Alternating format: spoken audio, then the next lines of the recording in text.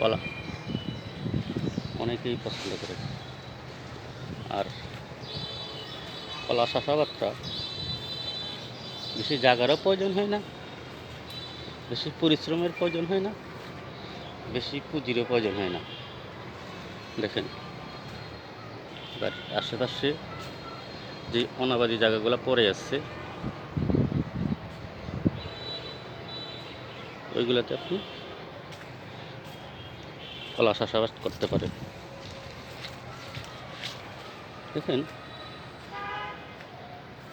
আমি এমন একটা অঞ্চলে আছি, পরিকল্পিত পুকুরে মাছ চাষ করা হচ্ছে। পুকুরের পাড়ে বা সাইডে কলা চাষাবাদ করা হচ্ছে। একসাথে দুইটা হয়ে গেল, মাছে মাছ হয়ে গেল, কলা চাষ হয়ে গেল। আসলে পরিকল্পিতভাবে যা করা হয় তাই সুন্দর, মনোরম, আকর্ষণীয়ময় হয়ে ওঠে। কোনো কিছু করার আগে পরিকল্পনা করে করা উচিত, তারপরে সব কিছুই সুন্দর হবে।